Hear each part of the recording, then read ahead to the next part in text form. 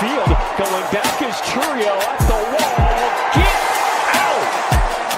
For Robert Jr., his fourth of the season. And the Sox take the lead 2-1. Armstrong gets into another one. Sends Edman back. He's watching it land in the stands. What a night from Pete Crow Armstrong. Goes wide. Up the guard again. And he scores. What a play! On Jordan Bennington. No chance at all for the Blues netminders. Connor Bedard. Wow. Getting what a pass. Buzelis with the fake on the drive.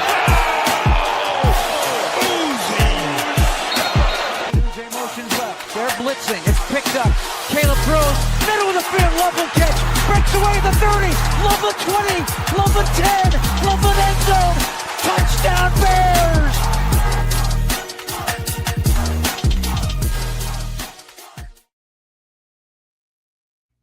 And welcome to this very special Thanksgiving holiday edition of Second City Sports. You're locked and loaded, and we're live in living color right here on Sports Soul Chicago. LaKeena McGee is she. Sidney Brown here. You know it's me. You can follow yours surely on the Twitter, X, and the IG at SidKid80. Once again, it's SidKid80. That's SIDKID80. That's SIDKID80. Gobble, gobble. You can find my LaKeena McGee on the Twitter, X, and again, IG. Be sure to download that Sports Zone Chicago app wherever you get your apps. Please follow Chicago Sports Zone Chicago on all social media platforms on Facebook, X, Instagram, and YouTube. And thank you very much in advance for your support. Like, share, subscribe, and tell your friends. We're unapologetically fun, and we have very definite opinions. If you have any definite opinion during our special shortened edition of Second City Sports, you can definitely hit us up at Sports Zone Chicago's Facebook page or at Sports Zone Chicago on YouTube. Type in those questions and comments in the comment section. LaKeena will get the up of the screen for you. But you decide to troll it or do something silly, dumb, or stupid, I'm giving LaKeena full powers to give you Dumbo's to turkey boot. Gobble, gobble, gobble, toodles. But before we begin, shout out to our live gang. That's LIVE Live Entertainment Gang. That's checking us out live right now on our Sports Zone Chicago's Facebook and YouTube channels. But much love to the replay gang checking us out on the replay, also at Sports Zone Chicago's Facebook and YouTube channels. Don't you ever forget our motto where we talk sports, music, or entertainment. We will always provide. We'll be providing you some of the best around Second City Sports. Of course, Scott Grayson from Fox 29 over there in Philly will give the Eagles' perspective. They're a little bit worried in Philly right now after the loss to the Cowboys and also the busy sports scene out there in Philadelphia. He's going to be coming in at the bottom of the hour to preview that Black Friday Bears-Eagles game. Of course, we'll have our NFL Week 13 picks. And, of course, we got our Christine back from KXRP. We got our picks, so no worries. If we got time, maybe a little bit of Blackhawks, maybe perhaps, like I said, all this is sort of like time permitting. So we're keeping it short today because we got other stuff we got to do because it's a Wednesday before Thanksgiving. But first, Sid, let's get right to it. Speaking of the Bears, I guess the line for that Black Friday game, of course, it'll be on Prime Video. And like I said, it'll also be on the old WP, the old UPN, of course, is just now playing out Chicago Channel 50. You can watch that game. It'll be accessed all over the world. Both teams are 8-3, but again, it's a little. Someone say it'll be a litmus test. Some people say the Bears are going to play with house money. Well, like I said, we'll talk about this from the Eagles' perspective with Scott. But yeah, but Downey Robinson didn't practice. Neither did TJ Edwards nor Sewell nor Tyree Stevenson. Although the Bears offense has been, pretty good too so far. So yeah, so Sid, what's your kind of like mindset into this game? For the Bears, it gives a chance for you to insert your dominance within the NFC North in them to show a team that's a defending Super Bowl champions that you belong on their same level. Now, do I believe the Bears are on the same level as Philadelphia yet? No, because of the opponents they have played on their schedule. Now, it's not the Bears' fault of the opponents that they played on their schedule thus far. The one job they're supposed to do is win the majority of those games they've done so far at 8-3. On the flip side for Philadelphia, yes, they're the defending champs, but as we talked about all season, LaKeena, especially after they got out to that 4-0, 5-0 start, that this team wasn't the same. And we'll talk about this with Scott Grayson coming up at the bottom of the hour. But what the Philadelphia Eagles' problems on I think it goes deeper than Kellen Moore just leaving and going to New Orleans. Jalen Hurts, we all know that he doesn't like to throw over the middle. We know that A.J. Brown is frustrated. We all know that Saquon Barkley is taking a beating this year, unlike a year ago when he was giving the opponents a beating. And defensively, yes, their secondary in particular has had their issues, but that I believe their defensive line only has one. As a team, they have only one more sack as a team than the Chicago Bears. And Jalen Carter, who some people wanted the Bears to draft, they're going to say Ryan Poles didn't draft him. He only has one sack on the year. But despite Philadelphia's insufficiencies, they're one game better than Chicago right half a game better than Chicago right now in the standings. So now the $1 million question is which game is who's this game which has more urgency to win this game? I think Philadelphia, only because one, they blew a 21-point lead at Dallas last week, and number two, if they don't get home field advantage through at least the first round of the playoffs, they got to go on the road to possibly Chicago or Los Angeles to face the Rams, and that's not going to be pretty being the defending champ, given the way they play. Even though they have a good record, given the way they're playing, if I'm an Eagles fan, I'm not confident in this team right now. I think it's more urgent for them to win this game than the Bears, because let's be honest here, the many of us in Chicago expect the Bears to be 8-3 in this point. No, I think if you're a Philadelphia fan, you expect them to be at this point maybe 1 or 2 losses lesser. But which team should have the more urgency to win this game? It's Philadelphia. You listen to Second City Sports on Sports Chicago. LaKeena, McGee, Sidney Brown with you. Previewing Bears Eagles on Black Friday. I kind of feel like this is sort of like a setup for one of these games. Could be setting up for, I don't know, maybe. Jesus, I don't know. Like maybe this could be a breakout game for Philadelphia or a get right game for Philadelphia. Now I'll explain why, because again, you still got you got Zach Baum, you got Jalen Carter, you got Adoree Jackson, and we also got Cooper DeJean, Sidney Brown. No, not this Sid. Another Sidney Brown who played at Illinois. Give me my money. But yeah, so you got the very young, and of course you got to think that Brandon Graham will be out there too, because he just signed. Although he's questionable too, we'll get the latest from Scott there. But also too, I think that old line for the Eagles. Lane Johnson, he's out for a few weeks. Landon Dickerson, I know he's questionable. I know he suffered a little bit of an injury, the knee. Like I said, we'll get all the updates from Scott there. So I kind of feel like the Eagles, I know, in fighting, whatever you want to call it, but it kind of feels like this is sort of a setup for maybe this might be the Eagles are kind of due for to kick a team's butts. Not gonna say it's gonna happen in this game on Friday with the Bears, but it's kind of setting up this way, because I kind of feel like, especially after losing to the Cowboys like they did on Sunday, it just feels like they're gonna want to take it out on somebody. And it might be that Bears squad. I don't know if that's going to be the case, but it kind of just is setting up that way, I feel like. Yes, and that angle should be pointing out first. The second angle that I will give you from the Chicago side, that I believe that the Bears have a chance. You mentioned your first point, Philadelphia's injury bug on the offensive line with Lane Johnson and Dickerson. One or possibly both of them not playing. And the way that this Bears offensive line has been playing ever since the bye week, with Braxton Jones out, Theo Benedict in, and Ozzie Trapella being your swing tackle, seeing some action here and there. And the run game has been taken off very nicely. I know it has, in my opinion, it had a step back last week against Pittsburgh, but DeAndre Swift is running the ball very well. Kyle Monungai has really come on over the last month or so. And the passing game is starting to come on too. Roman Duze is starting to get his targets again. Let's not forget our 2 tight ends, Colston Loveland and Cole Kmet. Now, they did okay against Pittsburgh in that 3-4 defense. Philadelphia runs the same thing. So I expect if the running game gets off the bus running, I expect our 2 tight ends to have a big game. Now, on defensively for Chicago, they got a couple of sacks on Mason Rudolph last week, courtesy of Montez Sweat. But the problem I have, LaKeena, and this has been a problem with the Bears all year, stopping the run. And like you said, with that motivation of losing that 21-point lead at Dallas last week, Saquon Barkley, he's had his moments, but he hasn't had that Saquon Barkley game yet. And with the Bears struggling to stop the run all year, this could be a get right game here. So that right game for Barkley. That's the run defense is the part that I'm worried about for Chicago. Now, defensively, how they're going to attack Jalen Hurts, he's more dangerous out the pocket than in the pocket. Let me repeat that again.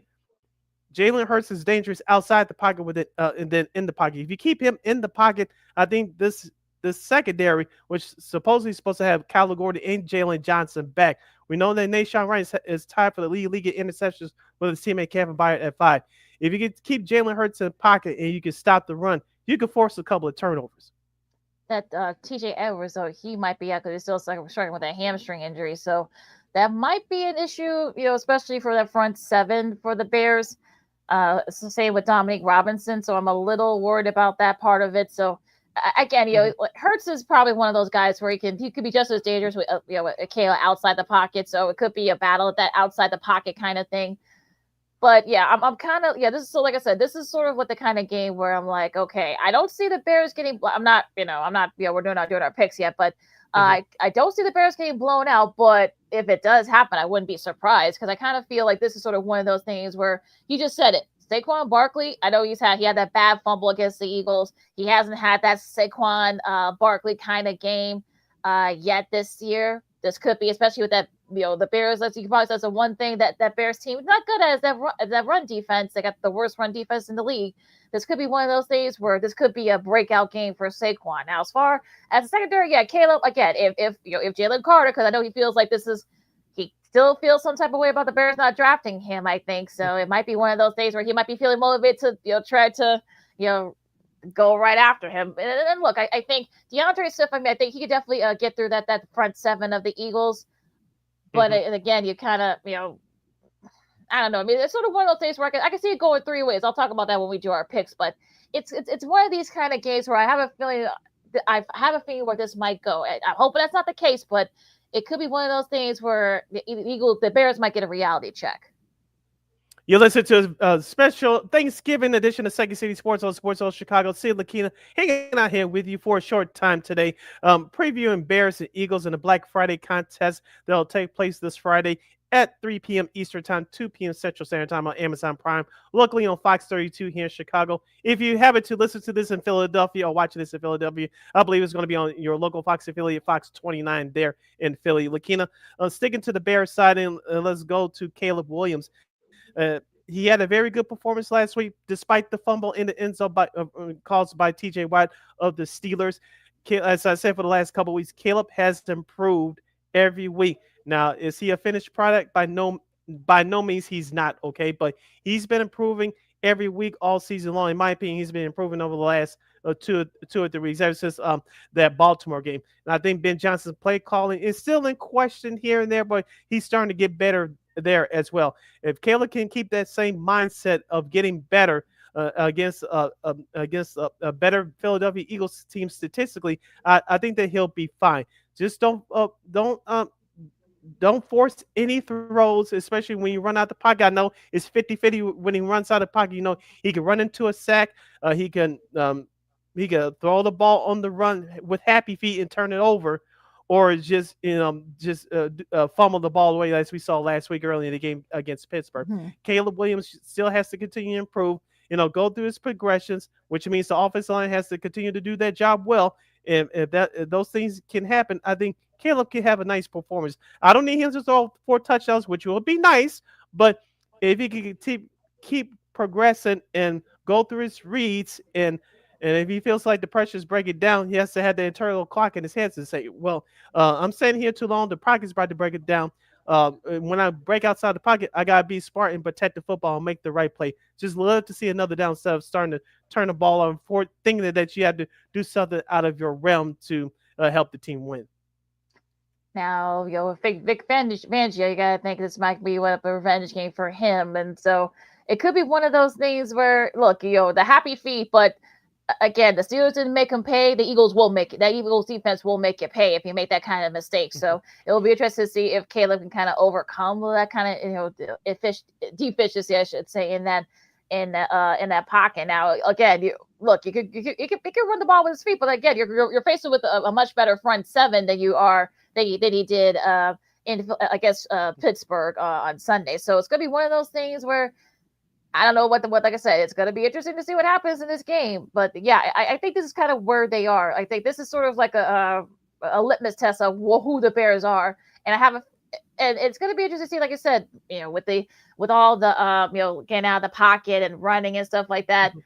That the Eagles defense is slight better than that Steelers defense. So if he makes those Caleb makes those kind of mistakes, unlike the Steelers, they will, the Eagles will make you pay. So you got to think that you have to be mindful and aware about that. Like I say, Eagles defense you're going to be very angry after what happens. So that might not be good for Caleb, but we'll have to wait and see. Yeah, and I agree with you. Pittsburgh actually held Caleb in the pocket for the most part in last week's game. That wasn't the reason why they lost. They lost because Mason Rudolph was sacked a couple of times, and they failed to convert on a couple of down conversions. But this Eagles defense, as you mentioned, I agree, they're better than that Pittsburgh defense. And I think the $1 million question is, you brought up Vic Fangio. How much will he blitz Caleb Williams? Pittsburgh, they blitz Caleb some, but not as much as we thought. How much will Vic Fangio bring the house? And if that's the case, will Caleb Williams be prepared for it? That's why I said a couple of moments ago, Caleb has to be smart with the football, because Vic Fangio is going to bring pressure. And what is Caleb going to do about it? Will he make the smart play? Will he take the sack if he necessarily has to do it? Or will they force it to have happy feet and force it to throw an interception? If those things start to happen, then it's going to be a long day for Chicago. But if Caleb continues to progress, like I said, and be smart with the football, I think the Bears will be okay. They have to get off the bus running first with Swift and Monangai, and let that offensive line cook. And then I think the pressure will ease up just a little bit for Caleb, because Philadelphia, like you say, is going to come after him. What is Caleb? Is Caleb going to be smart enough to make the intelligent play? It's a Second City Sports on Sports Social Chicago. LaKeena, McGee, Sidney Brown with you, talking special Wednesday pre-Thanksgiving edition, gobble gobble of Second City Sports here in the Hump Day, and also our last show for the month. Well, not the month of November, but our last for this week, I should say. So going to switch gears a little bit real quick and talk a little bit of Bulls before Scott Grayson from Fox 29 out in Philly. The Bulls, unfortunately, all right. A bad loss, I think, would be a nice way to put it, against an ugly loss against the second worst team in the league. It's just inexcusable. Oh my! And a short-handed Pelican squad at that 143-130 here. Zion Williamson had 29 points to lead the way. They have actually played. Yes, he did. And they actually have 4 guys. Their bench mob actually outdueled the Bulls bench mob. 28 points for Ayo, a season high for him, as well as Kobe White had 24 and such. But Vooch, I believe, didn't play, so that didn't, that kind of didn't help. And the paint points were really an issue here. And the 3-point shot was not well. They shot better from the 3-point than the Pelicans did, but unfortunately, it was the little things that the defense just wasn't there. And if you took the over in this game, you had a nice start to your Monday. People overreacted when Vooch did not respond to teammates Jalen Smith and Matas Buzelis, who was benched during that game when they were celebrating that 1-point win over the worst team in the league in Washington last Saturday night at the UC. Some people had a problem with Vooch not responding to him. Of course, we talked about it on our show on Monday. I didn't.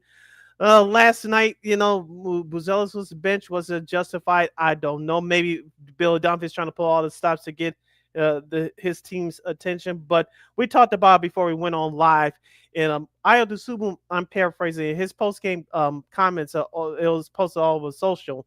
He said that Billy Donovan talks about them. You mentioned doing the little things, rebound, rotating on defense, and then and playing team basketball, which they were doing early in the year, but they haven't been doing that lately. And just paraphrasing again, Ayo Dosunmu said following the game on Monday that we're like the little kids to Billy Donovan. He tells us to do something individually.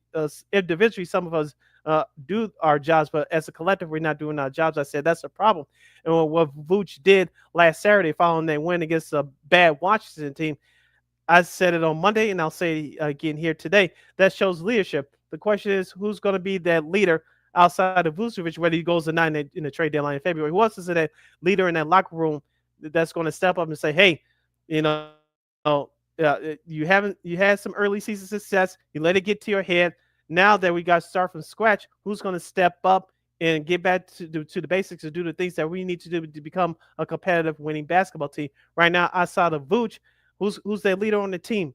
I don't know. Maybe I'm missing something. I don't know. Maybe you can help me out, or if our listeners and viewers out there could help us. But outside of Vooch, who's going to be that guy to step up, be that vocal leader, say, hey, get your head out of your ass. Yes, we're a young basketball team, but remember what we did when we were 6-1. Let's get back to the basics, humble ourselves, and get back to playing winning basketball and be a competitive team.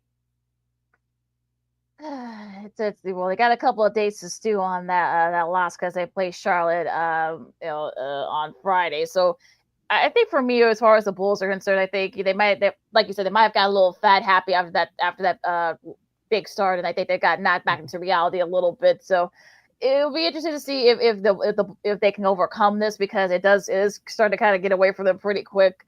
So yeah, it'll be, like I said, I think this is going to be interesting. These next couple weeks are going to be interesting to see where the Bulls will be headed. Are they going to be right there in the thick of it for one of the play-in spots, or will it just be meandering at the bottom? So that's going to be the thing here. And what happens these next few weeks right up until we get to Christmas, those Christmas games.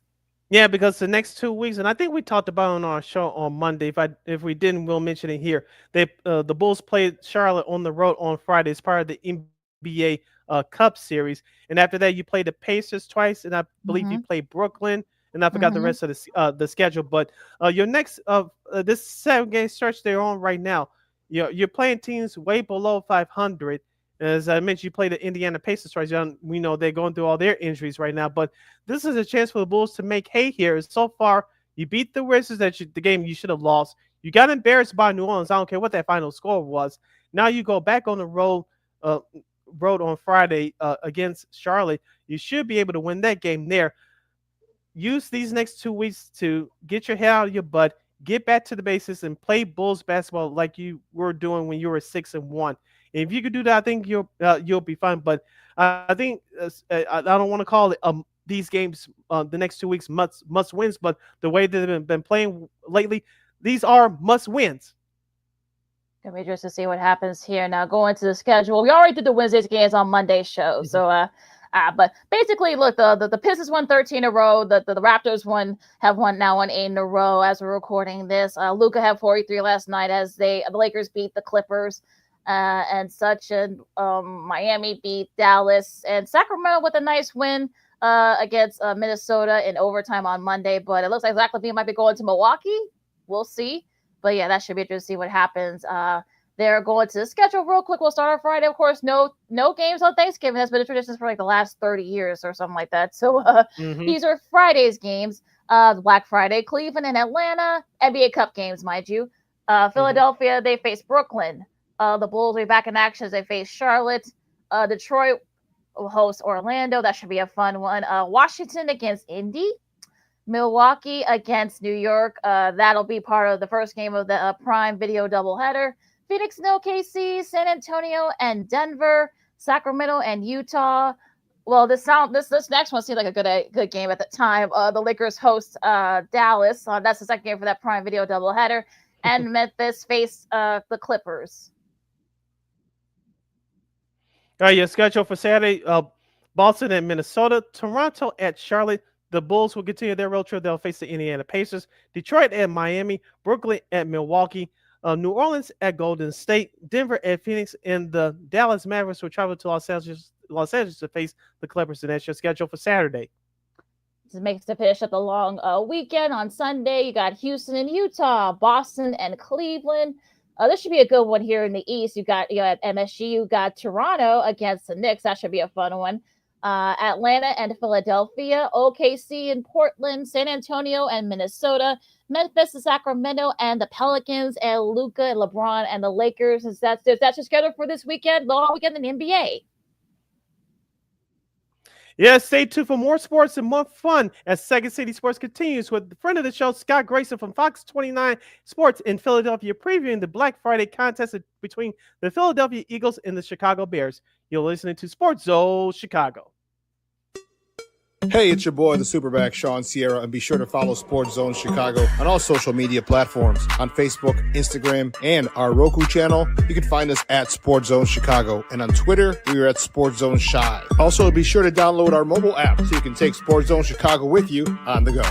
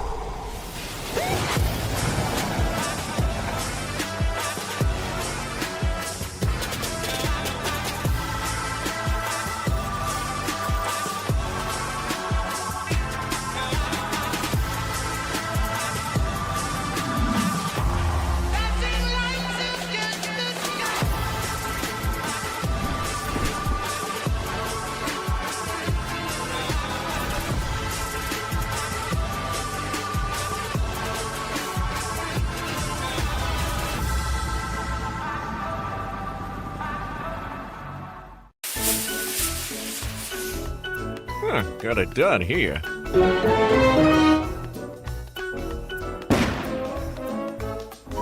Ouch! And we're gonna make sure you lit this time. Ouch!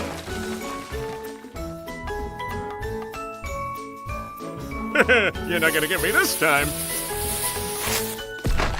Ow, Manny! Whoops!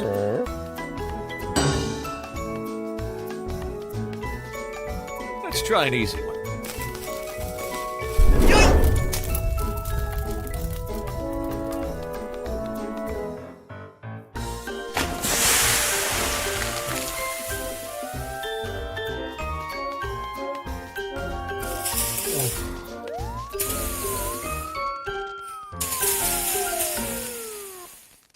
Every day we take steps to keep the people we love safe, but some health risks are easy to miss. Ticks hiding in the yard can spread germs, like the ones that cause Lyme disease. Mice searching for food can spread bacteria that makes us sick. Mosquitoes lay eggs in standing water and can spread West Nile virus and more. Cockroaches are drawn to water in the home, leaving behind allergens that can trigger asthma attacks. Common pests can threaten our health. Learn how to protect your family at pestworld.org. Hey, this is Corey McGee, and I listen to Sean and Maya on the morning show.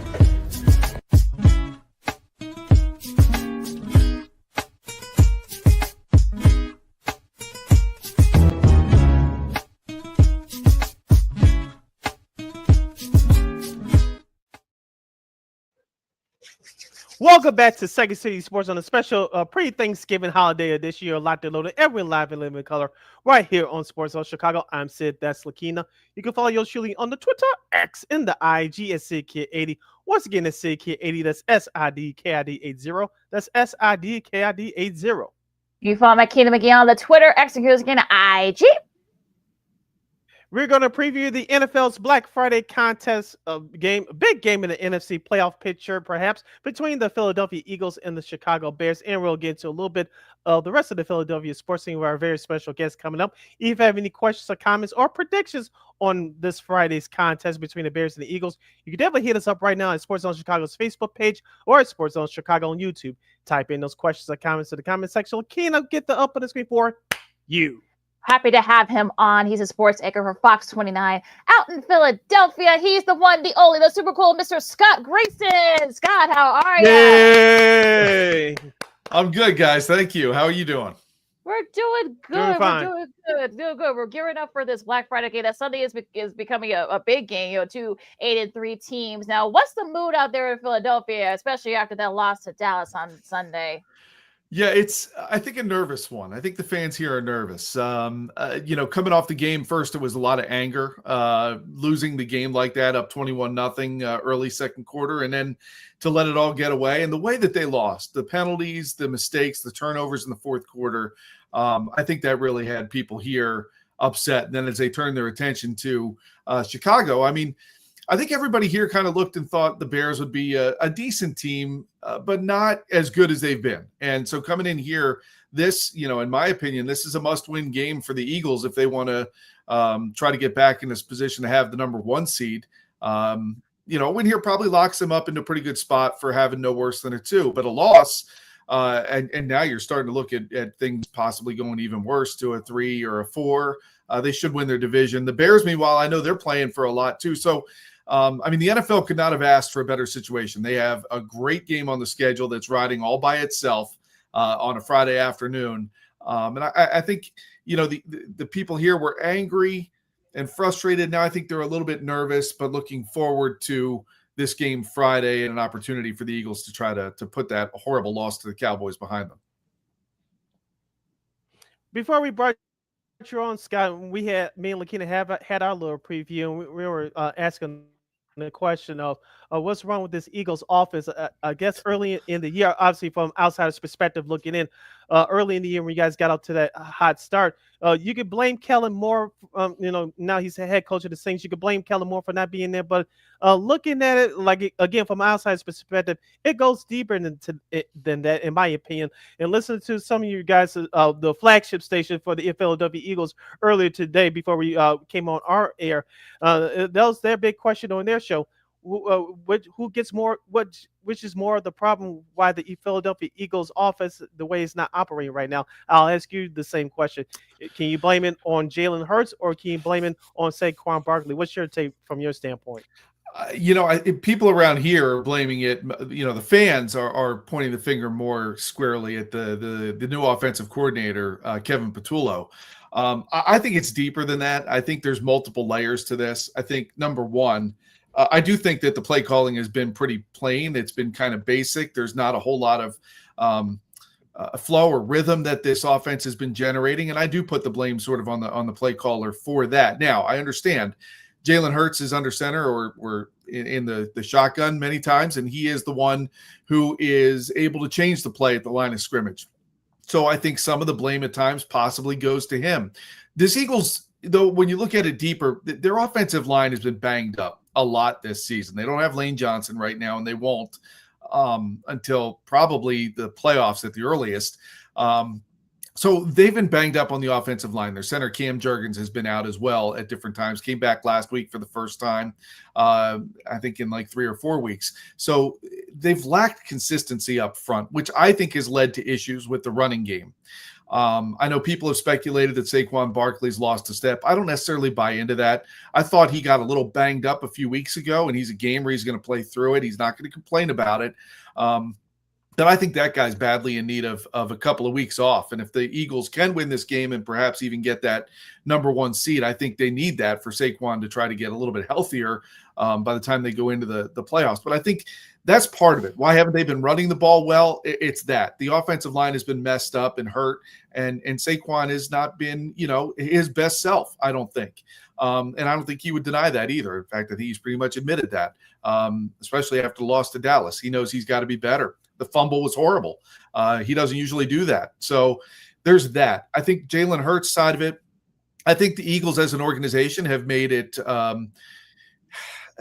a goal to not run Jalen too much during the regular season. There's a lot of speculation around here that they're holding on to some of those plays until the postseason because they don't think opponents will have prepared well for it. It's a big thing that I think helped Saquon do what he did last year. The threat that Jalen has, and you guys see it in Chicago with Caleb Williams, the threat that a quarterback has with their legs really does open up a lot of other things for everybody else on offense. And the Eagles have refused or really been hesitant to go there unless they really need to. And I think it's a weapon that they haven't tapped into. So, I think a lot of people here are putting the blame on the offensive coordinator, that there's a lack of flow, lack of rhythm with the play calling. It's not like they're doing things early in a game that they set up to then run something off of later in the game. That's what really good offensive coordinators do. And you guys have, Ben Johnson has done a great job play calling, throughout his career. And the Bears are seeing the benefit of that. So I think that's a lot of it. Will it be fixed this weekend? I don't think so. They're starting to hear some rumblings. I'm seeing some reports that the Eagles have reached out to Brian Dable for a little bit of help with some offensive consulting. And I think Patullo needs that. I think Patullo needs a little bit of help in terms of designing plays and really a little bit of a tutor to help him understand how to call some plays throughout the game, because the Eagles came out early in that Dallas game, right? They did great. The offense was moving. Well, the Cowboys made adjustments like every team will do. You have to adjust off of that. And I just didn't see this Eagles offense, and I haven't all season really, make the counter adjustments when the adjustments are made by the opponent. Let's go to the other side of the ball for a bit here, Scott, because you had some deflections from that Super Bowl winning squad last year, but you still got Jalen Carter, you still got Zach Baum, Sidney Brown. No, not this Sidney Brown. The other Sidney Brown, he went to Illinois, and also Cooper DeJean. But unfortunately, they haven't been, the defense we saw last year. So why do you think that is? Well, they made the decision to let some guys go that they didn't want to have to pay for up front, like a Josh Sweat, Milton Williams. They were important on that defensive line to winning the Super Bowl last year. They decided that they thought they had some good young talent in position, and it hasn't worked out that way. Zadarius Smith they picked up. He retired in the middle of the season.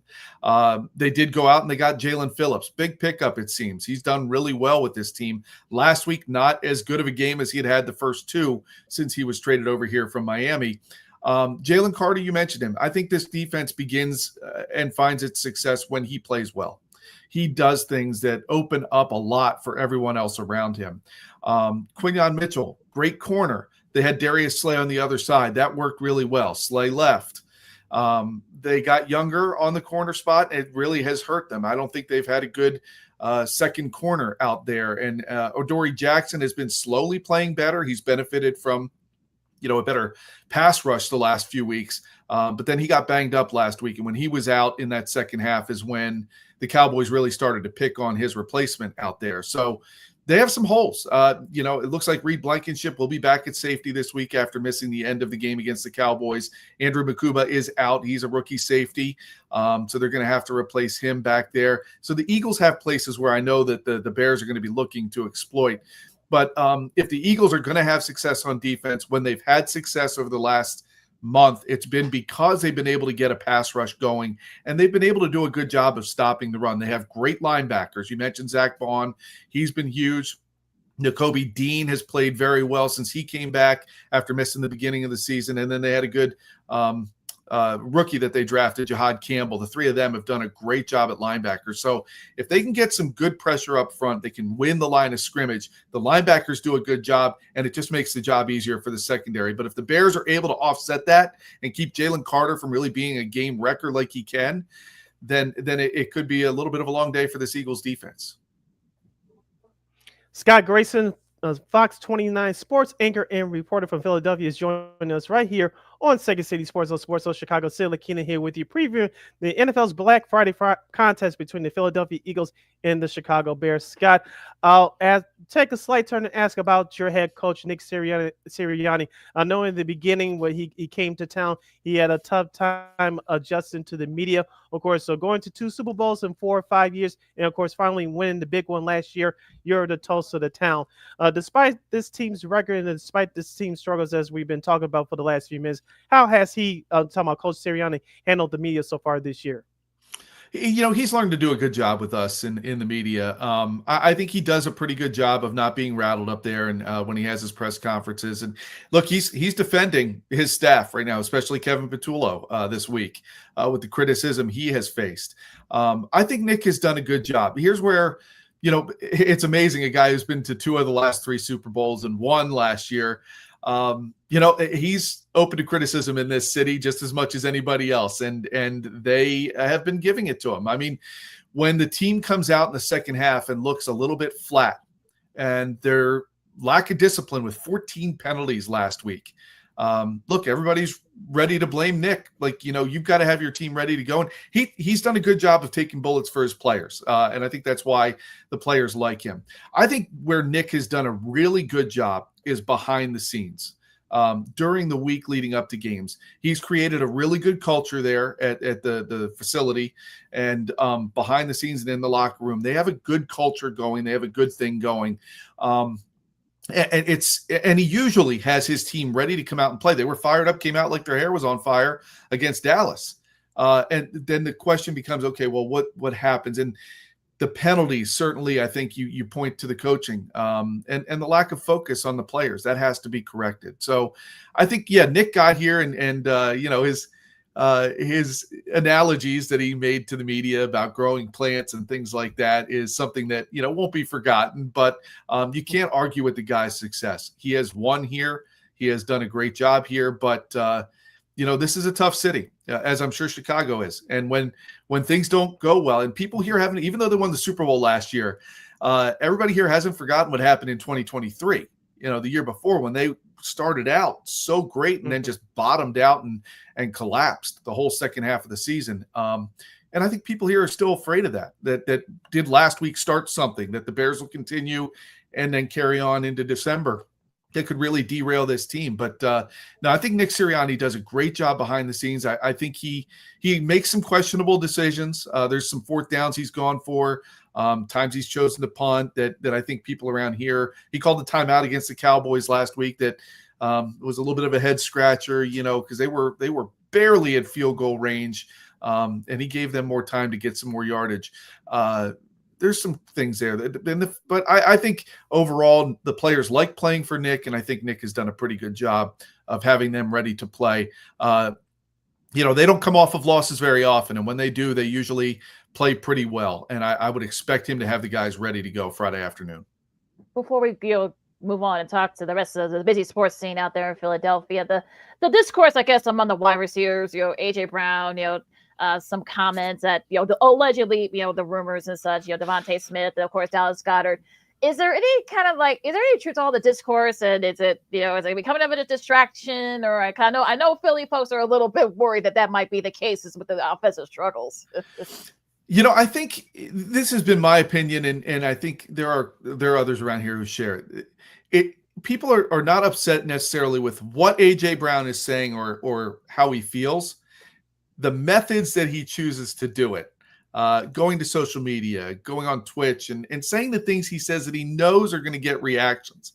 I think that's a little bit of what people around here are going, listen, man, just come on, keep it in house. Vent to your family and friends, that kind of thing. But don't air your grievances publicly. It doesn't do any good. Now, it's interesting. He went out and had a good game. They lost.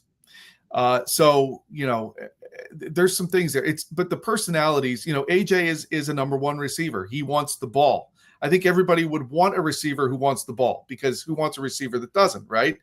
Devontae Smith is different. He's almost like a quiet assassin, right? I mean, he doesn't have a lot to say. He doesn't look to speak to the media very often. We go up to him and he'll graciously answer some questions during the week, but he's not one who's looking to make some noise, right? He wants to go out and let his play do the talking, and he's done that. I mean, what a catch he had on Sunday. He's had a great year again. But I think he benefits from being, the other guy with A.J. Brown, doing what he does on the other side of the field. And then a Dallas Goedert. He's a guy who's just a gamer too. He's a good talker. He likes to talk. He'll talk and answer questions with you. But then, he's a trash talker on the field, but he's not going to go out there and complain about not getting the ball. He just, when you throw it to him, he makes the catch and usually tacks on yards after the catch. So there's three different personalities there, very different personalities. And in terms of whether or not there's a thing going on behind the scenes, no, I don't really think there is. These guys have been through a lot, from that collapse in 2023 to bouncing back and winning the Super Bowl in 24. That after losing the Super Bowl in 22, the guys that have been here, they've been through a lot to this point where something like this, they don't seem to really let it bother them in that locker room. And those guys know that they are professional. They're professionals. They've won a lot here. The people that have, the players that have been here over the last few years, and they understand that this can't derail a team. They need to get through that. And it's just AJ. I think a lot of them write it off as it's just AJ being AJ, and they love what he does and what he brings to the team on the field, that they can tolerate this. Let's move over to the other sports team in your great city. I'll start off with baseball. I know the GM, it's not the GM meetings, but the GM meetings will take place in a couple weeks out there on the West Coast. And your Philadelphia Phillies have some prime free agents. At least LaKeena's team, the Chicago Cubs, will one. I wish my team, the White Sox, could get them, but Jerry Reinsdorf is in the way, and I'll leave that alone. But you have Kyle Schwarber, JT Realmuto, and Ranger Suarez as the top free agents, and maybe perhaps the top 3 free agents in baseball. Do you think 1, 2, or all three of those guys will return despite the lack of playoff success in the last 2 or 3 years? Yeah, I think 2 of them will. I think they'll be able to get Schwarber and Real Muto here. Rangers, the one I feel like they could afford to lose the most. They have some good young pitching prospects. They already have a good pitching staff as a whole. And Rangers agent is Scott Boras, and he's going to, he is known as a guy who does not back off. I think he's going to ask for a very high number for Ranger. And, I love what Ranger does. I mean, the guy pitches like, with ice in his veins. He is fun to watch. Nothing rattles him. He is amazing on the mound with how calm he stays through all kinds of adversity, which is why he's able to pitch longer and later into games usually. But the problem for him has been able to stay healthy. Usually some part of the season he has missed some time. And then he comes back and you wonder, is he okay? It kind of sometimes takes him a little while to get back into the groove of where he was. So of those 3, Schwarber's the one who had the most consistent pop in his bat. The Phillies cannot afford to lose that. The problem is, Kyle's going to want like 5 years. I think the Phillies would love to get 3. Can they find a number at 4 that would make them all happy? Or do the Phillies have to go up to 5 to keep him?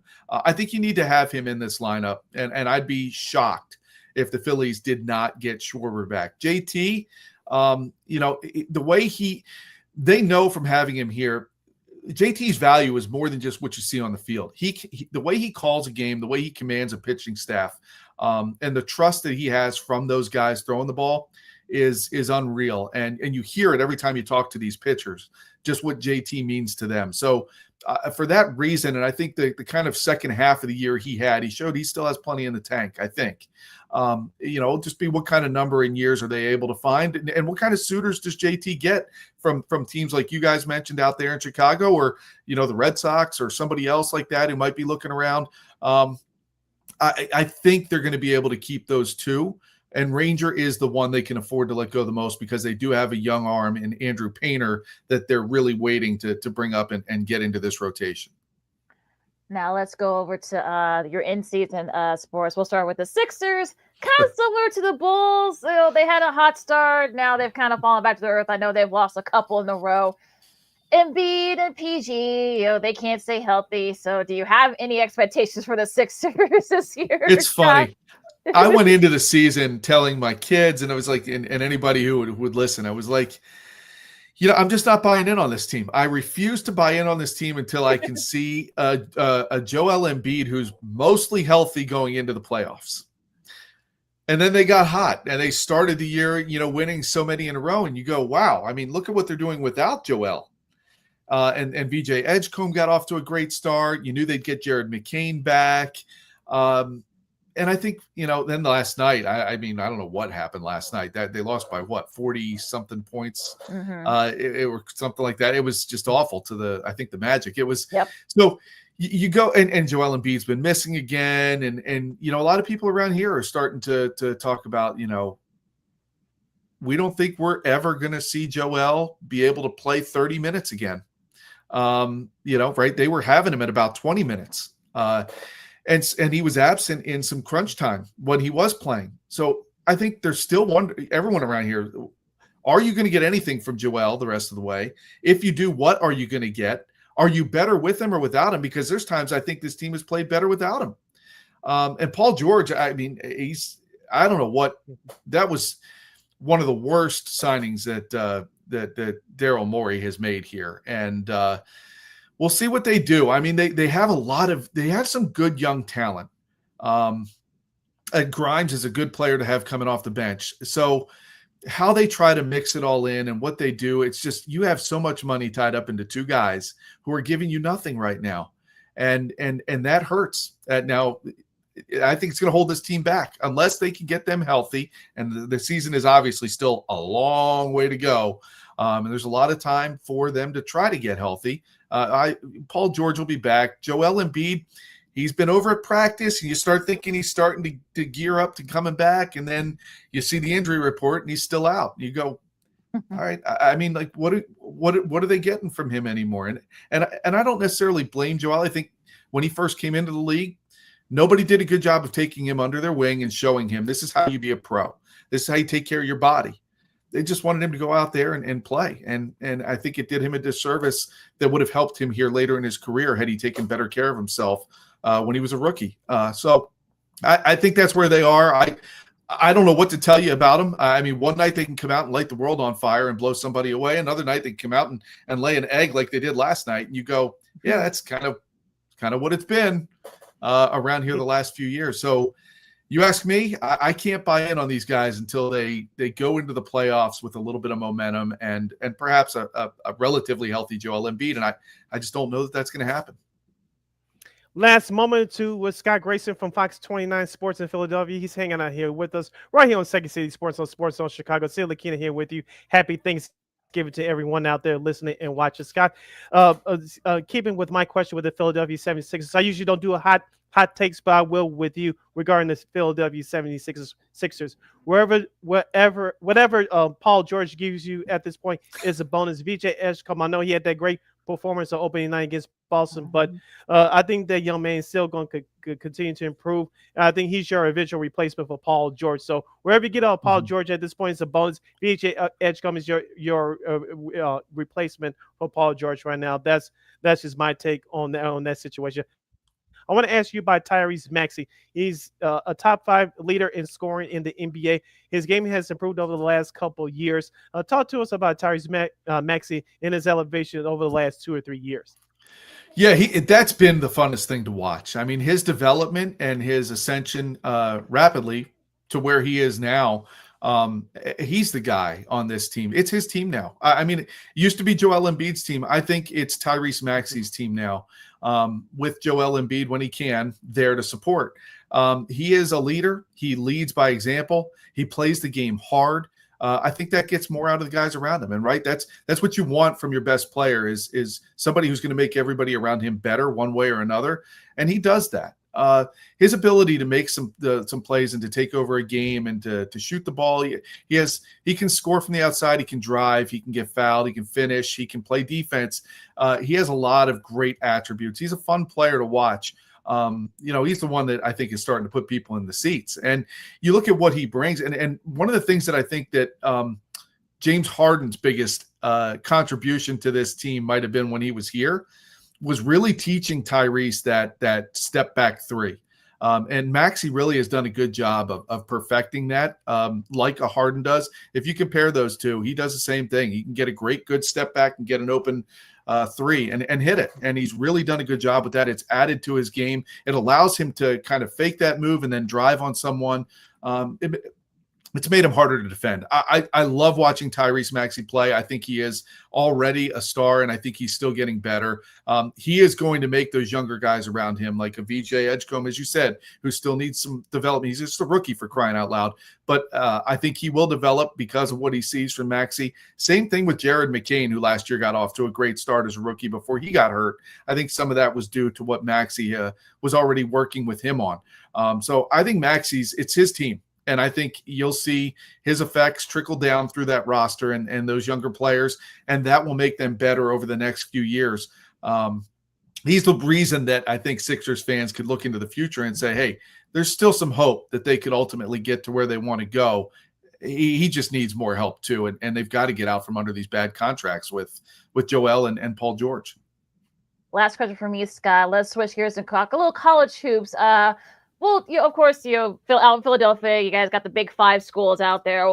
Villanova and Temple, especially. Villanova's off to a good start under first-year coach Kevin Willard. Temple has that's the best advice I've seen them in the last couple of years. So do you see either one of them perhaps making the push for the NCAA tournament? Yeah, boy. I mean, there was a time around here not that long ago that you could almost pencil in multiple Philadelphia schools into the NCAA tournament. And of course, Villanova as a legit title contender year after year with Jay Wright here. And after he left, there really hasn't been a lot of success in that program. There is some hope, and I think rightfully so, that they, in this college sports these days, you can turn things around in a hurry. And college basketball is that case, and you're seeing that at some of these schools. I think Villanova is going to be back. Whether they're able to get back to making a run, getting in the tournament, and going somewhere this year, I think they're headed in the right direction. Temple, I mean, you go back to the days of John Chaney and Aaron McGee, and they were Jameer Nelson with St. Joe's. There's some teams around here. The Big Five basketball used to be amazing, and I think it can get back there again, but they need some help, and these teams need to do better and win, and you're starting to see some of that now. It's early in the year, and you get some of these non-conference games, and every now and then you get a good one that you get to try to see how you measure up. But I think Villanova's on its way back, and it would be nice if Temple would be too, and some of these other schools can kind of follow suit. But Philadelphia college basketball was always impressive, and you knew we had to prepare to have multiple teams going into the tournament in March. Last year there were none, and it was a different spring for sure. All right, this has been Scott Grayson of Fox 29 in Philadelphia. He's the sports anchor and reporter, previewing Bears and Eagles and talking Philadelphia's sports teams are from the area. Scott, before we let you go and enjoy the rest of your holiday with your loved ones and family, tell us where we can find you on social media. You can look for me on X at @sgrayson Fox 29. And we'll be covering leading up to that game. I'm eagerly waiting for the Eagles injury report later today, just to see who might be or not playing against the Bears on Friday. I think that's going to be a great game. Should be a good one. Thank you so much for this, Scott. I know you really wanted to come on after we couldn't get you on. When we do our visual preview. So I'm glad we got. Happy Thanksgiving to you, your family, and hopefully we'll talk to you again. Yes. Yeah, my apologies for crossing up that earlier a few months ago, and happy Thanksgiving to you guys as well. All right. Take care. Same to you, Scott. Continue success, okay? Yeah, same to you guys. I appreciate it. Thank you. All right. Thank you. All right. All right. So that was a lot of fun. Fox 29, Scott Grayson here on Second City Sports on Sports of Chicago. Now, Sid, let's switch gears here. We're not gonna take a break. No, we're not. We're just gonna go right to our NFL Week 13 picks. All right, so I wish we gotta work on we gotta get. All right, no huddle offense, like it. Yeah, love we're it. gonna do I'll say we're gonna do an audible here. So I know we're gonna be ending it at the bottom of the hour, so we gotta get right to the nitty gritty here now. Sid, you and Christine are now tied. You had 10 wins, Christine had 9, I only had 8. I'm only a game behind, so it's a little bit of a logjam here. With these in these picks. So should be a lot of fun. Of course, we get a full slate of games because we don't usually do the Thursday game. So and of course it's a Black Friday game with the Bears. So we're gonna a little bit of a chance of a little separation here. Yeah, just like the NFL season, we heading down the home stretch. We enter into the second half of the year. It's prime time. It's time to separate the pretenders from the contenders. Let's go. All right. So the first of the Thanksgiving games, and we got a triple header here in NFC North. This will be on Fox. You got for tomorrow. You got the Packers and the Lions. Both teams, kind of going in different directions, if you will. So, Sid, where do you think is going to happen here in this game?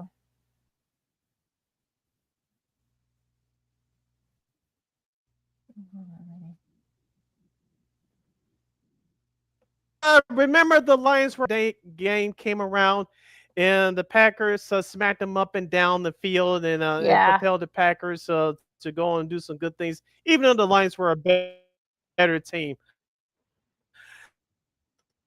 Do I see the same scenario?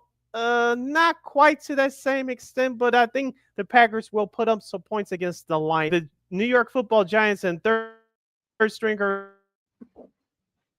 Jameis Winston can do the same thing. The problem with the Packers is Jordan Love has not been the Jordan Love of the last of 2 years ago.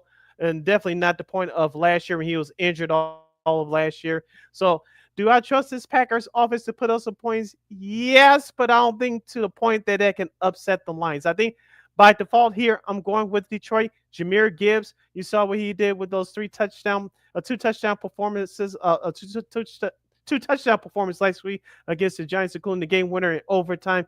Aiden Hutchinson is the only reason why the Lions defense is breathing above water, because I think what it's going to come down to that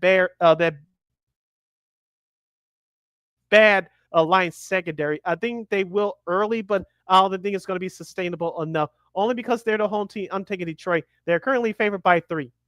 Yeah, definitely. They got to definitely have a pick 'em here, and I kind of feel like this is what's going to happen here. Or we got our girl Christine for kicks. I mean, we got her picks right here. So she also picks Detroit. I also might as well make it a sweep. I'll pick Detroit too, because I just the Packers are one of those weird teams where you just don't know what Packers team you're going to get. So unfortunately, I'm kind of like that with you. I think that's the problem. Yeah, so I think for that reason I am picking Detroit. So yeah, but then again, look. That this could be a high scoring game, folks, or it could be one of these 9-6-year-old NFC Central games from back in the day. So we'll have to wait and see. Now, the second game of the Thanksgiving doubleheader, well, now triple header, I should say, but now this actually is a good one. This will be on CBS. You got the 6-5 Chiefs, who got a nice big win against the Colts after their comeback. And speaking of comebacks, they face a Dallas team that had another comeback against the Eagles. I'll be interested to see what's going to be the mindset of both these teams. Now, just for the record, Christine has the Cowboys. It's going to be a close one. I think Kansas City, just because I think they're a smidge better right now, and I think they're kind of starting to find their groove. So, yeah, will I be surprised if Dallas wins? No, but for this game, for this all this person, I'm picking Kansas City. I'm going with the Cowboys. Here's why. Because they're getting confidence right now. They play better at home than they do on the road. Dak Prescott was on fire in that second half last week. Yes, they got a couple of breaks with that missed field goal, in the sack, in the fumble punt in that fourth quarter, in that comeback win over Philadelphia. But we all know that the Cowboys traditionally are a better home team than they are a road team. Kansas City, as I told you, I think we'll stick a fork in them, but not last week. And I told you on the show that they'll be Indianapolis. That's exactly what they did. I think this is going to be a good game. I think it's going to come down to running the football. I know that Kareem Hunt is better this go around, his second iteration with the Chiefs. On the flip side, Javonte Williams did not have a great game last week, but I think this is going to be a game that he can at least put it in his end zone, not once, but maybe twice. Yes, Chris Jones is a great defensive tackle for Kansas City, but if you can control him and run away from him, I think the Cowboys will stand a chance, and they'll take the pressure off of that. The Cowboys defense is slowly starting to turn around here a little bit. Matt Eberflus is starting to get some love down there in Dallas, but I think it's going to be a close game. I think it will come down to possibly a Brandon Aubrey field goal. I'm going with the Cowboys there at home. Kansas City's currently favored by 3.5. Yeah, so they got them at a pick 'em there. The third game of the doubleheader on Thursday, Thanksgiving night, prime time in the AFC North. This will be on NBC. You got the Bengals and the Ravens. Joe Burrow will be making his start for the first time in like 6 weeks, like 5 or 6 weeks. He's going to be a little bit rusty, so especially they're at home. I know the Ravens, they have not looked Ravens-like, but they've been winning, so that's all you can ask for there. And if they can win this game, they take control of the AFC North. So I think Lamar Jackson's due for another. I know he's been, I know now he's talking about a toe injury. I'm going to pick Baltimore because I just think they're a little bit better right now, especially. I would say just give the ball to Derrick Henry and just go to town.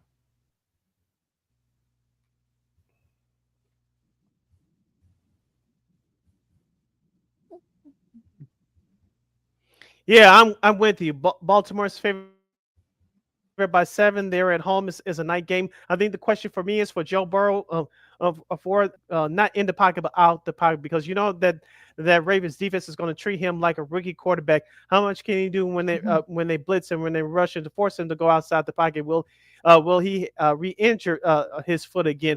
Will he cause to give the Ravens secondary a couple of turnovers. We just don't know. But the Ravens are the play here. They're a better team. I think Lamar Jackson and their Ravens offense will be better. Cincinnati's defense has been terrible, one of the worst in the league all year long. I think Lamar Jackson crew will take advantage of that. I'm going with Baltimore. Should be a good one here. Oh, Christine also has Baltimore as well for the same reason you said, Joe Burrow's first game back in like about 6 weeks. Now going to Sunday's games. Of course, we're gonna do the Bears games last, so we're gonna do that. Sunday's games, we got Rams and Panthers. It's gonna be interesting to see where the Panthers mindset is, and it was gonna be coming off a short week, going all the way to San Francisco. I mean, I know they've had a lot of guys. I know J.C. Horn, I think he's going to be out. I believe he's in a concussion protocol. I think the Rams, I know they're going to be going across country, playing a noon game. I don't think that's going to be an issue for them. I think they're the best team, I believe, in the league right now. Matthew Stafford is already breaking records again, passing records. So, and I think Puka Nacua will be prime for a big game as well. And I think that Devontae Adams, I think they're going to, Sean McVay will make sure his guys don't look ahead. So I'm picking the Rams, and so is Christine. She's also picking the Rams. Let's make it a sweet 3-0. I'm going with the Rams. They're currently favored by 10.5 points. Oh boy, that's interesting news. Okay. Speaking of the staying in the East and the West Coast team going across country after a short week, you got the 49ers and the Browns. Brock Purdy did not look good against the Panthers on Monday night, especially you got Myles Garrett, who is 5 sacks away from breaking the sack record, the single season sack record. But Shedeur Sanders, he's going to be facing that 49ers defense. You know that Robert Saleh will try to make his defense will try to make mincemeat out of him. So yeah, it'll be close. I think the Browns will keep it close, but I think San Francisco is too talented. I think they can go on a little bit of a run here. I'm picking San Francisco. This is going to be a battle of two fascinating running backs. One up and coming and one that's already established. Christian McCaffrey for the 49ers and Quinshon Judkins of the Cleveland Browns. Andrew Berry, their GM, hasn't gotten much right besides re-signing Myles Garrett. But his staff got the draft pick of their running back correct. Quinshon Judkins, of course, the rookie running back of Ohio State. He's having a very good rookie season for the Cleveland offense. I know they had Jerry Jeudy, but besides Judkins, there's no other reason why you should be able to watch this offense. I know this will be Shedeur Sanders' second start, his home debut start, but I think that 49ers defense is vulnerable. I think the Browns can do some things, but like you said, the 49ers have better talent overall. I know it's an early game for them, but I don't think that's going to matter. San Francisco's favored by 4.5. If I was a betting man, I would take the Browns and the points, but we pick straight up winners on the show. I'm going with the 49ers by field goal. Yeah, and we do confidence. We don't do confidence picks either. So this might be on the low end for me just because of the fact that the San Francisco is going to be kind of, it's going to be interesting to see what happens down there. But we'll see. It should be a tricky one out there in San Fran. Now, I guess you could say it's a good tricky one here in the AFC South. You got the Colts and hosting the Texans. The Colts will see what their mindset is after. They should have won that game against Kansas City. Let's be real here. And the Texans, they're coming off a bye and 6-5. So what do you think? I think tough times are ahead for the Colts, but I think there's going to be held off for 1 week only because Jonathan Taylor, who I know you had your grievances with the Indianapolis coaching staff on our show on Monday, but I think they're going to feed him the ball just a little bit more. That Texas defense is very good, but if you're the Colts, the recipe all year is feed Jonathan Taylor the ball. It takes the pressure off of Daniel Jones, and it definitely takes pressure off that Colts defense. I think it's going to be a low-scoring game, but I think Jonathan Taylor can find the end zone 1 to 2 times. So I'm going with the Colts here. They're currently favored by 4.5. Yes, should be a fun one out there. I also have it in Indy, and so is Christine. So a Colts sweep. So it should be a tricky one out there in Indy. Saints and Dolphins. I mean, the Dolphins have been playing better. I mean, that's all you can really ask for there. And look, will this be enough to save Mike McDaniel's job? Who knows? But I'm kind of just see, Tyler Slow's been okay for the Saints so far. Only because they're at home. I'm picking Miami. I really don't have nothing much to say about this one. And so is Chrissy. She also has the Dolphins. I hate to say it, make another clean sweep. I'm going with the Dolphins. They're currently favored by a touchdown at home, 6 points. Interesting. All right, so you got the Falcons and the Jets. Like I said, Jets been playing a little bit better. The Falcons, look, I mean, they kind of surprised some folks last week. I don't know which Falcon squad you're gonna get, but I guess I'll take the Atlanta. I don't know, not sure, why not? I guess I'll take Atlanta. I don't know what's gonna happen in this game, but I guess I'll pick Atlanta. I don't know. The forecast as of right now calls for rain and 49 degrees. I know the Falcons are most dome teams look different outside than they do inside. You mentioned the Jets have been playing better. I don't like doing this. I really don't. But these are two bad teams. And given the situation in the NFC South, the Falcons, if they win, I think they'll be a game back or no worse than 2 games back. The Jets, we all know they're playing for a high draft pick with Aaron Glenn's first year at the helm. I hate picking bad games. I really do. Yeah. But just to be safe and stupid, I'm going with the Falcons. I would not be surprised if the Jets win. I really don't. I really wouldn't be. But I'm going with the Falcons. I'm going with the Falcons. Well, these are Christina's exact words. She also has the Falcons, but she also said sure. she with the laugh emoji. So yeah, another bad game that we gotta pick. Bucks, yeah. That pretty much says it. You got the Cardinals and the Bucks. Well, Sid.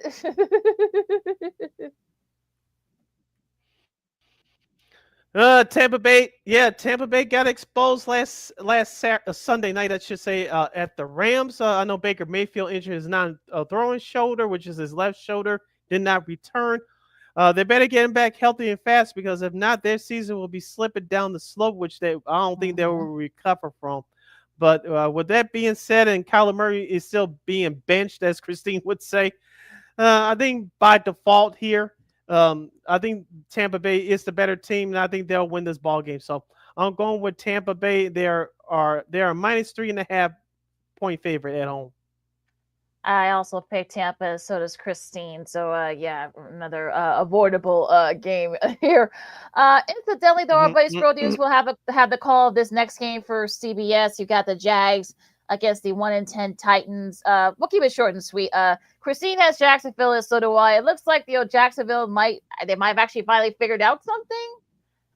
But do you trust them down the line? We'll see. Yeah. But at least right now, yeah, I'll pick a Jacksonville as well.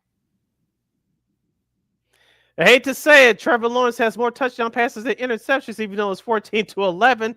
That defense has been okay, not the greatest, but okay. But since they're playing the Titans, I think it's going to be closer to what people think. I'm going with Jacksonville as well. Currently, Jacksonville is favored by 6.5 points on the road. All right, so you got the first of the 3 o'clock games. You got the Vikings and the Seahawks. The Seahawks, well, I mean, look, I think it's going to be interesting to see, not Jacksonville-Jigba, and then of course it looks like not Sam Darnold, but it looks like Carson Wentz will play, because I know that it seems like J.R. McCarthy's banged up. I don't think Minnesota fans will be too worried about that, but I don't think it will make a difference. Like I said, I think Seattle is playing a lot better, especially after that loss to the Rams. So it's Jigba, he's kind of like been he'll probably have another big catch and such. So I'm gonna pick Seattle, and so does Christy. She also has the Seahawks over the Vikings. The Seahawks favored by 11.5 points at home. I know you mentioned what their Rams lost 2 weeks ago. The Seahawks got back on the boat with that win at Tennessee last week. They keep the good tides rolling. I'm going with Seahawks at home. Okay, we'll see. We'll see what happens. The next game in one of those 3 o'clock windows. Of course, it's going to be interesting to see. But yeah, I think. Well, I guess it's going to be split. I guess, but Raiders and Chargers. Jesus, God, no, jeez. Keep it short and sweet, will you? Yeah, I know, right? I mean, this sure. Oh God, I don't know what's gonna happen, but yeah, I'll pick. I guess I'll pick the Chargers. Sure, what the hell? I'm going with the San Diego Superchargers. All right. The Chargers are favored by 8.5 at home. All right, and so is Chrissy. She also has the Chargers as well here, and this will, of course, most of the nation will get this game. We got the Bills and the Steelers. The Bills, the Steelers. I guess someone's got to win this game, right? On CBS, of course, CBS got to know about this. Right. Buffalo. I guess I'll pick Buffalo by default. I don't know what the hell's going to happen in this game. Buffalo's 3.5-point favorites. They're 2 or 3 away from home. They have not played well on the road all year, but because I believe Mason Rudolph will still get the start for the Steelers, I'm going with Buffalo just because. Now, if Buffalo loses it here on Sunday, woo boy, it's not going to be a good day. Up there in Bills Nation if they lose this game. Now, they're losing their grip on with the Patriots in the AFC East race. Now that wild card race all of a sudden gets interesting. If the Bills lose, the Steelers will have the tiebreaker over them with the same record. So, this is a bigger game for Buffalo. If they don't come out with urgency, with the sense of urgency, there's going to be trouble. Sean McDermott, you may be looking for a new home after this year. So, some people said that before the start of the season, but you could put all that to bed. At least for this week, if you come out with a strong performance on the road. So I'm going with Buffalo here. Yeah, Christine also has Buffalo, and incidentally, that Vikings Seahawks game, most of the Chicago area, and also as well as out in Sioux Falls, where Christine is, will get that late game. Vikings Seahawks, since of course it's a Fox single header. Now to the Sunday night, well, this seems like a nice game at the time. You got the Broncos and the Commanders. Commanders are 3-8. Looks like JDL still won't play. I'll keep it short and sweet. I've got Denver, so does Christine. I think her husband Chris will be enjoying a nice blowout performance from the Broncos. I know Bo Nix has not looked good here lately. He actually looked okay against Kansas City a week or two ago. The Broncos are trying to keep up with the Patriots for the number 1 overall seed in the AFC. The Broncos are the player here. I'm going with Denver on the road. They're currently favored by 6. All right. Speaking of those Patriots, this will be the Monday night game, of course, December 1st. You got the Patriots hosting the Giants. I mean, I know the Giants have played better, and the Jameis Winston has made them a better shot. But I'm sure Mike Vrabel will make sure his guys don't get caught looking ahead in this game. So I'm picking the Patriots over the Giants, and it should be pretty easily. Yeah, I think that'll be the $1 million question. Of course, the Giants will be playing on Monday night. Everybody expects them to get their brains beat in, but this is where a veteran head coach like Mike Vrabel will tell his team, like, yeah, they're the Giants. They're 2-10. You saw what they did at Detroit last week. It wasn't for a couple of big plays that would have walked away with an upset on the road. We're at home. Everybody's kissing our ass, giving us flowers, and rightfully so, but you haven't earned nothing yet. This ain't the playoffs yet. This is a prime time of the season. We're going to the second half of our schedule. We got to be ready, and we cannot take anything for granted, because if you do, bad things can happen. So I'm going with New England here, but I think the Giants will give it their best shot at least one more time. So I'm going with New England. They're currently favored by 7.5 points. Yeah, well, Chrissy also has New England, and I know they're a little banged up right now. I know Will Campbell's going to be out for a little bit, but they should be okay though. I don't think they as long as they don't get catch like a cat, they should be okay here. Now, of course, last but not least, the Black Friday game between the Bears and the Eagles. Christine has faith. She picked the Bears. What say you, Sid?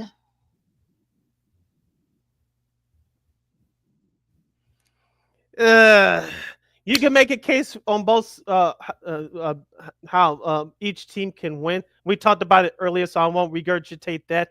But here's what it comes down to. If Caleb Williams does not turn the ball over and he plays within himself and continues to improve, like I said earlier, I think the Bears will win. Number 2, they have to run the football with some consistency with DeAndre Swift and Kyle Monangai, as we talked about with, I guess, Grayson. Then Philadelphia defensive line, they can't be had. They only have, I believe, one less sack total than the Bears this year. So their defensive line is very much maligned, unlike a year ago at this time when they're on their way winning the Super Bowl. On the flip side, for Philadelphia, this is a game for them with more urgency, as we talked about earlier, because they want to be where the Rams are with that number 1 overall seed in the NFC. Because if they start out on the road, I'm talking about Philadelphia, you saw what happened 2 years ago at Tampa. They got their doors blown out, sending Jason Kelsey to retirement crying. But, Saquon Barkley hasn't been Saquon. That offensive line is beat up. You're going to miss perhaps 2 starters. And Jalen Hurts, that tush push, he has been talked about as much this year, and they haven't ran it as much as we thought they were going to run it this year. So, with that being said, I'll go ahead and stick my neck out there and pick the Bears. I said the Bears will keep this close all week. I said it here on the show again today. I'll still say it here. Philadelphia's favored by 6.5. I'm going to stick my neck out there. I won't be surprised if Philadelphia blows the Bears out of the water. I don't think so, because there's injuries on both sides. In Philadelphia, even though their record says what they say they are, we looked under the hood of that car. I'm not scared. If this was last year's Philadelphia team, this would be a totally different story. But I'm going to stick my neck out there. The Bears defense got to step up, as well as my third key to the game. Continue to put pressures on the quarterback like you did last week. It's not going to be easy with Jalen Hurts. He's better than Mason Rudolph. But I think the Bears will keep this close, and I think they'll do enough at the end to win it. Hopefully it's not another heart attack win like we've been experiencing all year, but I think the Bears will have enough to barely get this done, no pun intended. So I'm going to stick my neck out there one more time. I'm going with Chicago. I'm gonna keep it short and sweet. This could be one of those games where, because of that might actually help Philadelphia against the injuries. They got injuries in the O-line. Lane Johnson's out. I know Kyle Long has said, well, they have an under 500 record without him, but again, this is a perfect get-right game. I do not trust that Bears run defense. I think this could be Saquon's breakout game. He hasn't had one all season. I think it's going to be him that's going to lead the Eagles over the Bears. I just don't see the Bears, because yes, we know all the problems Philly has, but Philly is still Philadelphia. They're still the defending Super Bowl champs. The Bears have not won anything yet. This is going to be a litmus test for them. We'll see how good this team is. But yeah, I don't think it's going to be a blowout, but I just don't think that Bears are good enough to win. I just don't. So I'm going to pick the Eagles. It'll be a close one, but I think Eagles will pull away late because, look, that's a veteran squad, and I think they know what they need to do. So I'm going to pick the Eagles. And that is and those are our picks for NFL Week 13. I got a chance to pick to get the whole slate of games. So, always fun to do that. So do a little separation here. All right. You're listening to Second City Sports on Chicago City. LaKeena here with you on a special Thanksgiving holiday edition. We got a couple minutes left before we close out shop. We ended things a little bit earlier today to enjoy the holiday with our friends and loved ones. LaKeena, on Friday, the Blackhawks will do something special for their fans on Black Friday, as they'll host the Nashville Predators at the United Center on Friday. I know a few people that are going to attend this game. Unfortunately, I will not be there. I'll be watching at home on CHSN. The reason why we brought up this game is because the iconic black jerseys that they wore throughout the 90s and the last season they wore them during the 2008-2009 season. I know we mentioned it in a short time in our last show, but they're going to bring back the newer versions of the all-black uniforms. And they're for those of you that are going to the game on Friday, wear your black Blackhawks jerseys. Remember, the White Sox had their blackout game back in 2008 for that AL Central Division clincher against the Minnesota Twins in that tiebreaker game. All the the White Sox fans wore black. The Blackhawks want you to do the same. So wear all black. Your new Blackhawks, black jerseys. I know they've been selling out like hotcakes. If you had the old ones, the original old ones, like I have with the Jonathan Tays, wear those too. So if you go into the game on Friday, all Blackhawks fans, wear your black jerseys and sweaters. I cannot wait to watch this. LaKeena, I think it's going to be a great scene. Hopefully, the Blackhawks, they've been very entertaining to watch. I know they lost their last couple of games, but this team is very exciting to watch. They give it to you from beginning to end.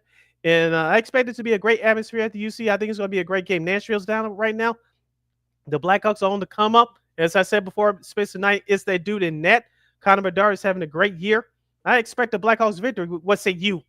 Yeah, I think this is definitely they could definitely feed off the power of those. I'm glad they're this could be a part of the rotation. Oh, I hate it when they got rid of those jerseys when they first introduced them. Those are really cool jerseys. So yeah, it should be a fun one. I'm sure I'll have to watch find another way to watch it because it's gonna be on ESPN Plus. But Yeah, and CHSN. But yeah, it should be a fun one out there at the UC as the UC ISGA. In the middle of their 4-game homestand, I know they lost to Colorado, but they have Minnesota tonight, so hopefully they can win a couple of these. And I know the last one of this homestand will be against Anaheim. So if they could go 2-2 in this homestand, I think that would be awesome. But yeah, it should be a fun one out there, especially on Black Friday with those cool black jerseys.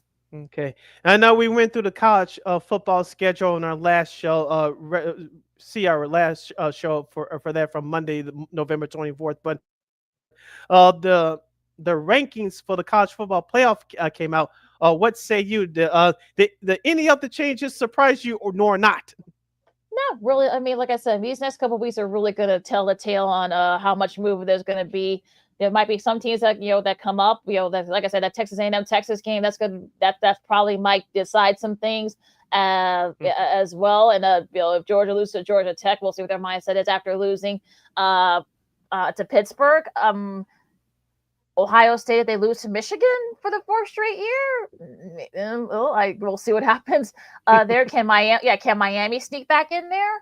So there's gonna be a lot of movement. So like I said, I'm not gonna get like why is this team higher than that one? Look, there's gonna be a lot of movement between these next couple of weeks. So I'm not gonna get all mad about it. So it is what it is. Yeah, I think you'll see a couple of strange things happen here or there over the weekend, but I think next weekend will be the tall telling sign with these championship Saturday with the conference of championships. People say when the field expanded, oh, you're taking power away from these conference championships. They won't have its equal weight. We talked about it last year. We'll talk about it again this year. Wrong. They'll have just as much as equal weight. You saw what happened last year. I think you'll see the same thing happen again this year. A lot of movement's going to happen, so it'll be that's going to be very interesting. Now, college hoops, of course. I know they got this big I guess like tournament out there in Las Vegas. Gonzaga's looked really good so far. Michigan had a couple wins. I know Illinois they beat up some Texas University in the Rio Grande. I guess that's what they. I don't know the name of the school. Like I said, it's like their 3rd or 4th year in D1.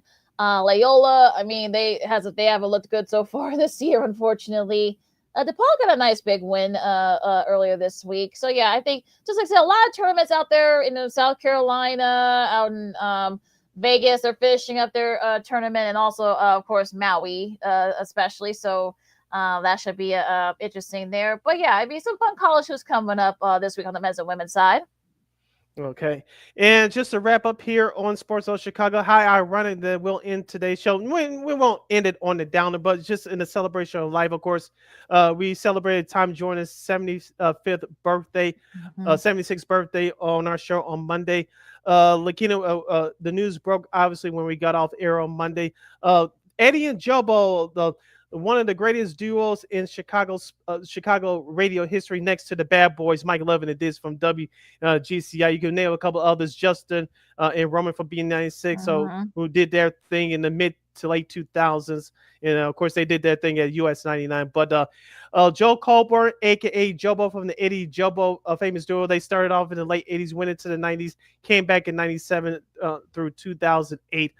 Joe Colburn passed away at the age of 70 on Monday. LaKeena, this news hit me like a ton of bricks. I knew they were a little bit older than us, but I didn't know he was that old. But they left a legacy in Chicago radio history on the FM side. As I mentioned, they started out as Eddie and Jobo in 1989. They had newswoman Karen Hand doing the news. She was a producer there as well. Of course, we all know what they did in the early 90s until they got let go in 1994. We won't get into the reason why here because we're short on time. As LaKeena said, Google's your friend. But LaKeena, and of course, they came back in 1997, did another decade stint at B96 from 1997 through 2008. They went to the short-lived station K Hits, and of course, they're also famous for doing those the car insurance commercials. I can't think of the car the company right now, but they did some car commercial insurance commercials there. And throughout the 90s, LaKeena, they were famous for their prank calls, and that each day was a fun day, like No Panties Thursday, Confession Wednesdays. They had psychic Irene Hughes join the show. They were locally, they were Howard Stern before Howard Stern. They tested the limits. I remember they locked themselves in the studio one time back in the day. I remember that. I came home from school. I was still in grade school coming on. I said, maybe they're doing a special telethon or something, or they're doing a commercial. Nope, they locked themselves in the studio to prove a point to management and to pull a stunt. They got in trouble for it, but they were back on the air. But this was the soundtrack to my childhood, LaKeena. I don't know about you, but me being a Chicagoan who's a Black American, I'll speak for myself. I'll let you speak in a second. But back in the late 80s, early 90s, for me, until I got headphones, but for me, when I was getting ready for school in the morning, I turned on my little Fisher Price radio, listened to Eddie and Jobo. But when I got in the car, Mom's had it on WGCI when Dub Banks was running in the mornings. I don't know about you, but that was the soundtrack to my childhood, going to school each and every morning back in the 90s. Yeah, I mean, those are I listen to both of them, so yeah, because I Me know too. Eddie and Jobo, and of course the commercials that aired. They did those commercials back in the day in the early aughts, from right up until they, of course, their second did over at B96, and they were look, that whole duo, they were kind of the epitome of Chicago and such. Like I said, they kind of tested their limits, they pushed some of the limits, they even pushed to some limits, but they actually did what they they did their thing, and then look, they didn't really apologize for it. So I think they're Jobo. I didn't realize. I think it sounded like it was Sunday. It's like he wasn't sick or anything, but they were widely popular and such. I think they and the GCI kind of battled it out for tops in the ratings. I think a couple other stations as well. So yeah, I think he definitely kind of like the epitome of sort of like the prank calling, if you will. So don't know if you can't pull off the kind of stuff now that they did back in the day, No. but you know what?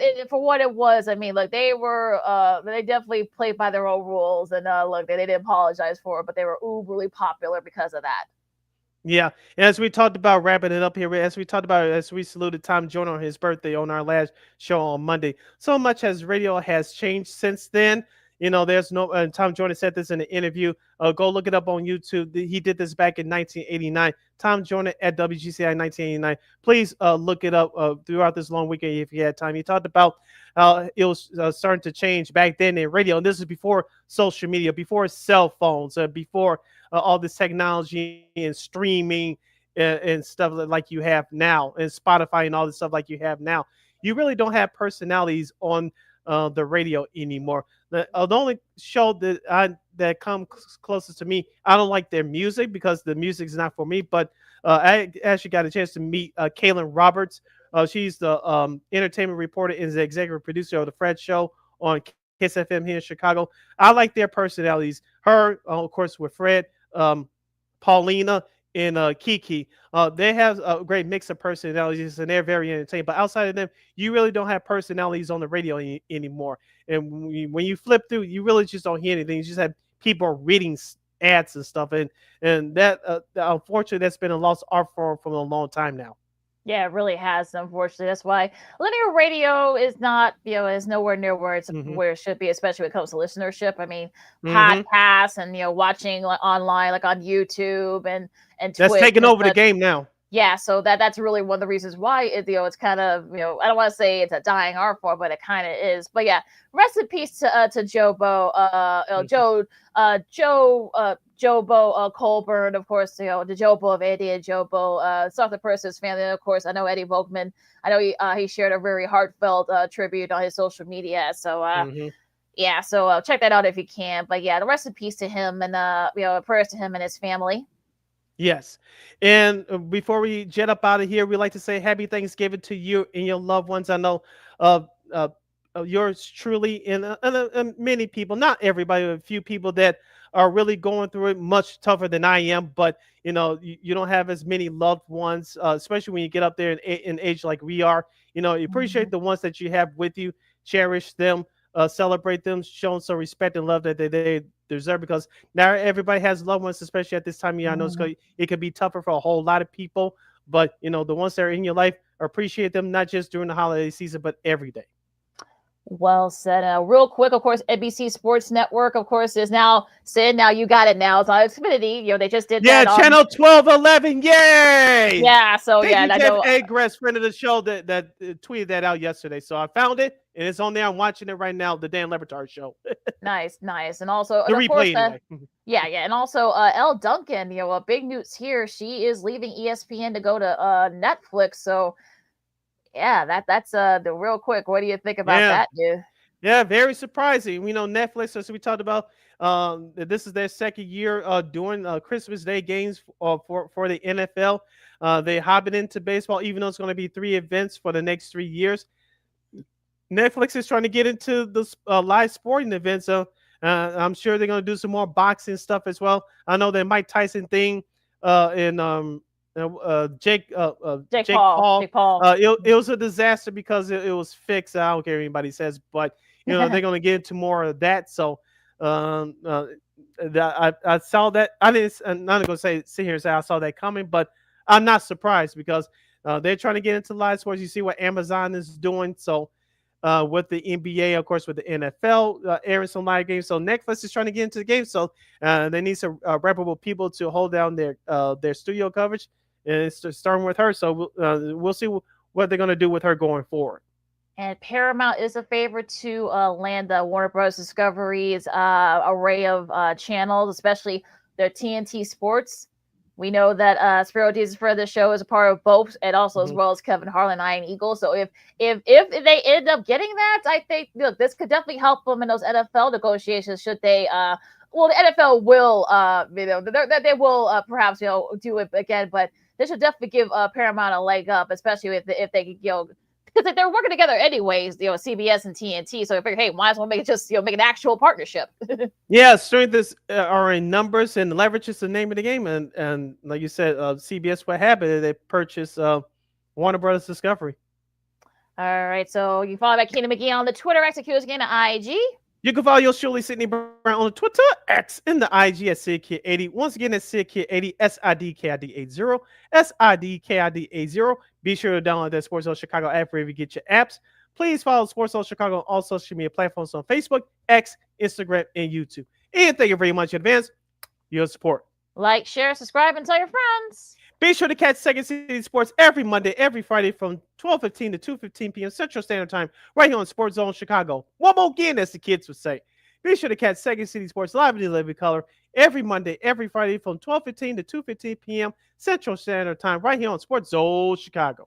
And of course, since we're going to be off on Friday, of course, this is your time to catch up on the replays of if you missed our interview with Fox 29 Scott Grayson earlier, or if you missed our picks or your college football preview for Monday. Use this long weekend to catch the replays on Sports Chicago's Facebook YouTube channels. Of course, you can catch not just our show, but also Sean Sierra Sports, the Smoke Fellas, and so much more. So if you haven't been watching our show live, don't worry. This is the time you can catch it on the replays on Sports Chicago's Facebook and YouTube channels.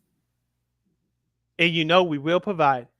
Again, thanks so much to Scott Grayson from Fox 29 from in Philly for joining us. It should be a fun game out there in Philadelphia.